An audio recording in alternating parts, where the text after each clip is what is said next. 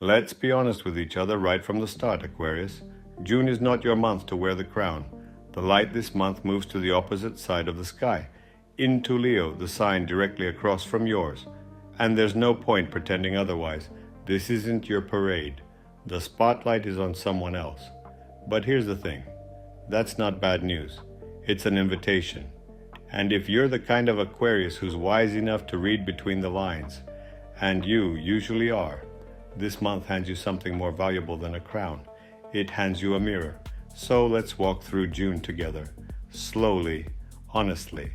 The shape of the month. You're a sign that likes to do things your own way, on your own terms, at your own distance. You set a goal and you move toward it quietly, often alone, often without needing anyone's permission or applause. That's your gift. And usually it serves you well. But June asks you to do the one thing that doesn't come naturally, to turn toward other people, not to use them, not to win them over, just to truly see them.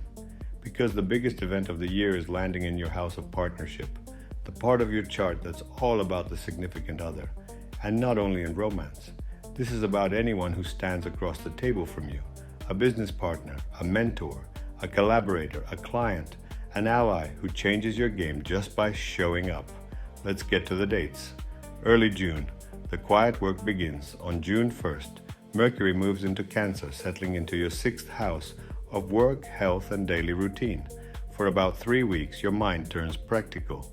You start noticing what your body actually needs, which habits drain you, which corners of your work have gone stale. This is the month to fix the small machinery of your life, the schedules, the checkups, the unglamorous to-do list that keeps everything running. Then on June 8th, the last quarter moon in Pisces touches your 2nd house of money and self-worth. Something around income asks to be released, an expense you've outgrown, a job you take on out of fear instead of choice. Don't force a decision here, just notice what feels heavy. Mid-June, the spark. Now it gets interesting. On June 12th, Uranus forms a tense angle to the North Node in the sign of Gemini, lighting up your 5th house of creativity, romance, and play. And let me explain Uranus in Gemini because it's one of the great wild cards of our time. Think of it as the spirit of pure American invention, the mad genius. Doc Brown in his garage, hair on end, building a time machine out of a sports car. Elon Musk firing rockets at the sky and somehow landing them.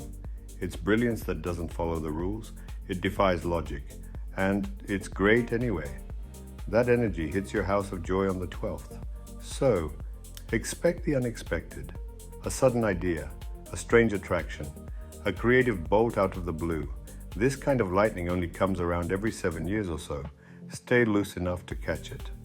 On June 13th, Venus enters Leo and warms up your 7th house of partnership. Relationships soften, people feel more generous. This is the gentle opening, 2 weeks before the big door swings wide. On June 14th, the new moon in Gemini lands back in that 5th house of joy. This is one of the best days all month to plant a seed in something that genuinely delights you, a creative project, a romance, a hobby you abandoned years ago. Write the wish down, give it words. On June 19th, Chiron enters Taurus in your 4th house of home and roots. This is the beginning of a long, slow journey through old family ground and the question of where you truly feel safe. You won't solve it in June, you'll just feel it open. And on June 21st, the solstice arrives. The sun moves into Cancer, turning the year and shining its light back onto your 6th house of health and service. The same day, the first quarter moon in Libra widens your view. Travel, study, the bigger picture. Your body and your horizon both call at once. Late June, the heart of the matter. The last week is where it all comes together. On June 28th, Mars charges into Gemini and your 5th house, putting fire under your creative and romantic life for the next 6 weeks. Mars here wants action, not waiting. So chase what you enjoy.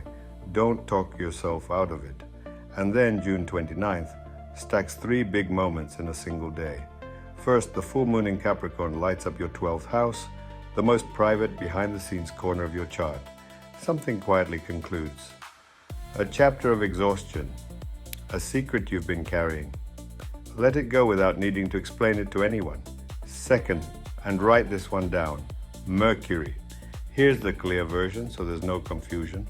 Mercury moves forward, direct, through almost all of June. It only turns retrograde on June 29th, right at the finish line. From that day and all the way through July 23rd, be careful with contracts, communication, technology, and money.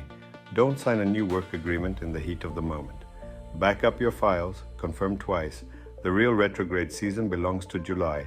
June 29th is just where it begins. And third, the big one. On June 29th, Jupiter enters Leo. This is one of the key transits of the entire year, and it lands in your house of partnership. For the next 12 months, all the way to July 2027, your biggest growth comes through other people. Now, here's the honest part. Maybe there's no one in your life right now to share that with. Maybe you're on your own. That's completely fine, because this gift isn't a single moment on June 29th. It's a full year, opening slowly. The person who changes your game, partner, mentor, ally, friend, can walk in anytime across the next 12 months. There's no rush, and there's no deadline. The slow currents beneath all of this, two slow planets are reshaping you.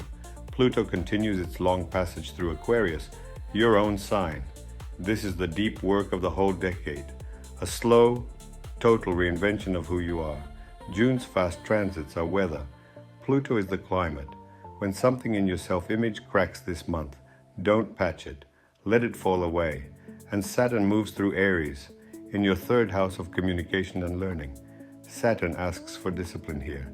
Fewer scattered ideas, more committed ones. Finish the course, master the skill, say less, and mean it more.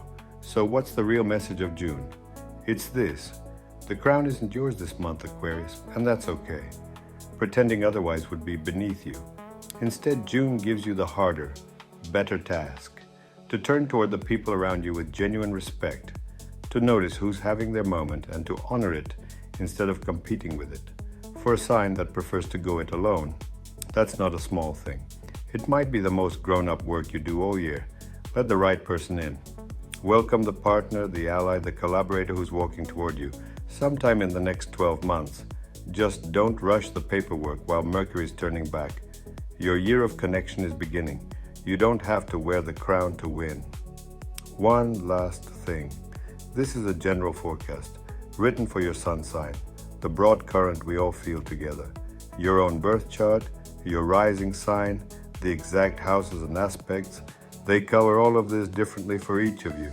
So take what resonates, leave what doesn't. You always know your own life best.